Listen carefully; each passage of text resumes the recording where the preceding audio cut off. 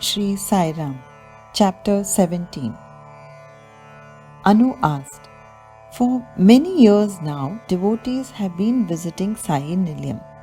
They come not only to attend bhajans but also to keep letters for Swami's guidance and debates for his blessings. They come to seek solace in pain and to offer gratitude in joy. Oftentimes, you don't know the person, his background, or even his intention. How do you cope?" Ma replied, "For me, all those who come here to the mandir for Swami are the same. When they come, I see in them the same feeling that I have. At that time, I don't know with what feeling they have come. I come to know about them only later. Many people come first for bhajans. After a few times, they stay back after bhajans are over and discuss their problems with me. It has been going on for years. I pray to Swami for them. They feel that it helps them. Whoever asks me, I pray for them. Whoever rings the doorbell, we may not know them, but we open the door to the mandir. They sit and pray. They talk about Swami. They want to know about his leelas. Many people who have been coming here for years, I see how they have been transformed, how their devotion to Swami has become very deep, how they involve themselves in good work, and how their lives and the lives of their families have been changed with Swami's grace. There have been a few occasions, though, that the people I have tried to help have tried to harm me. A few years back, a man and his wife came. They were both suffering from a serious health problem. The husband was in a worse condition. They would both come to the mandir and cry. Whenever they came, they would ask me to pray to Swami to save them. The lady said, "I beg you to save my husband." I prayed to Swami, "Swami, please cure them." One morning, Swami told me to take vibhuti from the mandir and apply it to both of them for 21 days. They came every day for 21 days. Every day I prayed for them from my heart while applying vibhuti. It was Swami's wish and they were cured. After a few months, the same man kept a letter for Swami in the mandir. One day, it was in the afternoon, that he phoned me, and he was in a lot of hurry. He said that he would be holding the line and that I should quickly open his letter to check if Swami had replied to his question. I never open anyone's letter on my own. Only when they call and ask me to check do I open it. I told him on the phone what I saw. This person quickly realized that he had made a mistake by asking me to open that letter. He reached my house in less than 10 minutes, took the letter and left immediately. This man was now very afraid that I knew something about him that he did not want anyone to know. He feared that I might tell someone about it. The truth is that I would have never done such a thing. Many years later, it was Mahashivratri day in the year 2009. At 9 o'clock in the morning, Ishan had gone for coaching and my husband was in the washroom. The doorbell rang. I looked out from the glass window to see if someone had come to the mandir. I saw a big man with a red tika on his forehead standing outside. Thinking that it was a devotee who had come for darshan on Mahashivratri, I asked from inside what he wanted. He said, "Darshan karna hai. I want to have darshan." I went to the mandir to open the door from that side. As soon as I opened the door, he attacked me. He hit me very hard in the middle of my stomach. I screamed loudly and fell down. There was something sharp in his hand which touched me, but it did not hurt me. I was shocked and was crying in pain. He was a very huge man. He had put one foot in so that the door could not be closed. As I fell, I called out, "Swami!" Just then there was a very loud sound of the door banging shut. I heard him falling down on the other side and then heard the sound of him running away. I came out of the mandir and called out to my husband. I told him what had happened.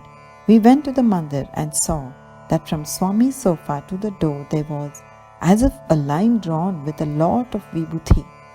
Also, on that door there was a lot of vibhuti. If you call out to Swami from your heart, he is there. There can be no doubt about that. When Swami gave darshan the next morning, he told me the name of the person who had sent this big man to attack me. It was the same person whom Swami had cured in this mandir some years back, the same person who had asked me to open his letter. Some days later, I had gone out alone. I was driving, and as I looked into the rear view mirror, I suddenly saw that same big man who had attacked me on a motorcycle. He was a little behind me. I realized that he was following me. I got very nervous and started driving fast and turned left. He also turned and followed me. Then I quickly decided that I should park my car outside a showroom where I knew the owners and go in. As I was driving, I suddenly saw Swami sitting on the seat next to me. I was taken aback and stopped the car. Swami said loudly, "Why have you stopped the car? Drive!" I started the car but was trembling. I looked sideways and saw this man's motorcycle skid suddenly and he fell down on the road. Swami said, "Fast!" With Swami sitting by my side, I drove home. As I parked the car inside the building, Swami left. There was a lot of vibhuti on the seat where he was sitting.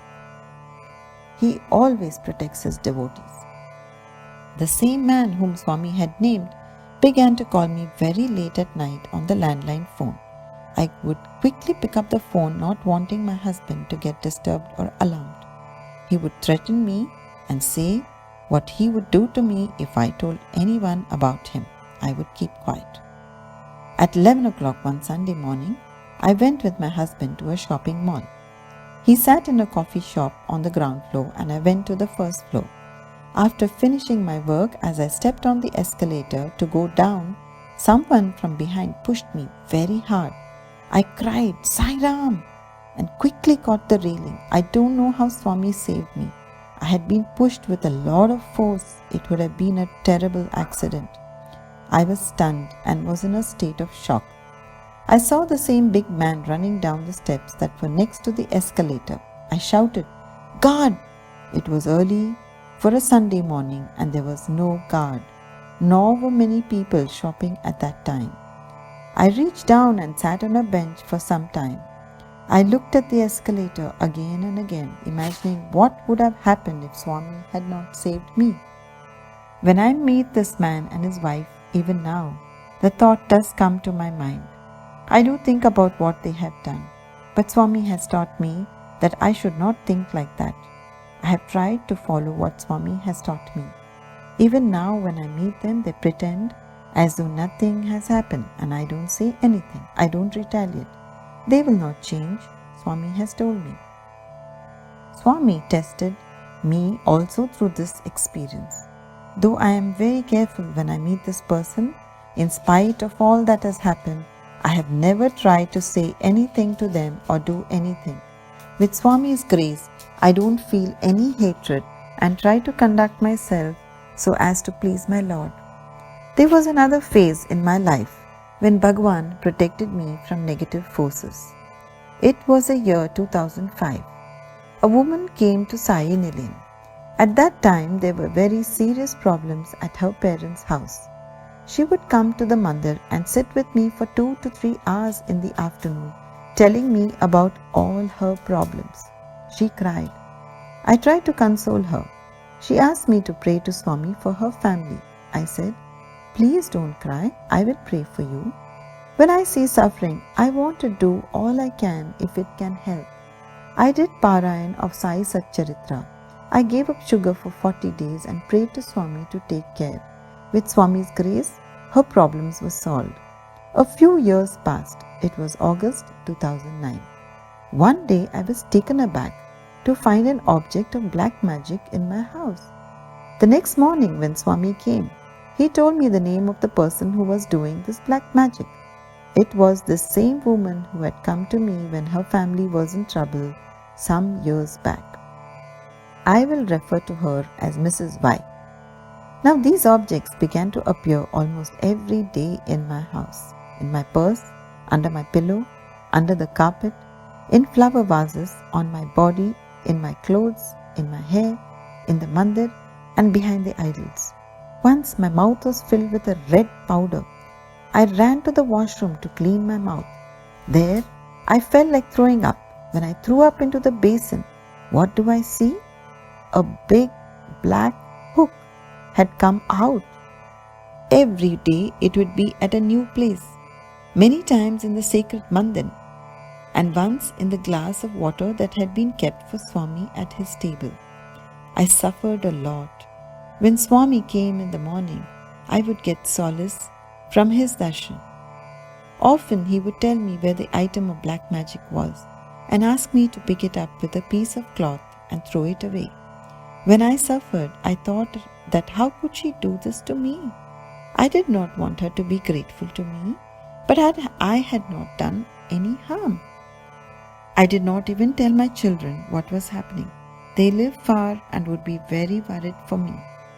Recently, 3 to 4 months back, Swami reminded me of this period. He said, "Come, my child, see." He opened his palm. It became dark on his palm, just like a dark screen. Then Swami showed me everything that she had done and how I had suffered. It was just as if I was watching a film. It lasted for more than 45 minutes. Swami reminded me of all the suffering that I had forgotten. But Swami had not forgotten. He showed me everything. Swami showed me the mandir when everything was pulled down, when we were looking for the black magic items. He warned me that Mrs. Y's mother and daughter were also involved in these deeds. Then Swami showed me another scene. One evening I had been invited to attend a function. A snake was sent to this place through black magic to kill me. Swami said, "Don't worry, my child." He showed me this tantric from whom she was getting the black magic done. Swami showed me a scene where I saw this man burning to death. Mrs. Y had wanted to kill me, the reason being that there was a lady in her own family, a devotee of Swami, whom she wanted to eliminate through black magic, and Mrs. Y felt that this lady was being saved because of my protection. Swami had guided me about this lady devotee and had told me that Mrs. Y wanted to eliminate her. Swami said that Mrs. Y had been practicing black magic on her for many years. He said that the reason she had been doing so was that she was jealous of her. But though they knew what Mrs. Y was doing, this lady devotee and her family had never retaliated. They observed the conduct that was correct. Swami sees everything. He protects. He used to constantly guide me about how to protect this lady and her family. But Mrs. Y was mad with jealousy. She did not understand that what she was doing would never work because Swami was protecting us. Swami told me that she would have to pay a very heavy price for it. Mrs. Y, even while she was doing this, continued to come to the mandir. It is Swami's mandir. I never refuse anyone. Once she got something for me saying it is prasadam. I did not touch it. The next morning, Swami told me that she had put poison in it. She does not realize that you cannot hide anything from Swami. We have such an opportunity to come close to him. I gave her love when she came in trouble, but she did not understand. Then, who saved us? God Himself. She only added to her own bad karma. Swami has told me that she will never change. She still comes to the mandir and to my house. I am very careful when she comes. She knows that I know everything but pretends to be very good and loving. I have never tried to retaliate in any way. I never wish her any harm. She may never change, but I am courteous with her and my conduct is the same. This is what Swami expects from us. He takes care of us. Om Sai Ram.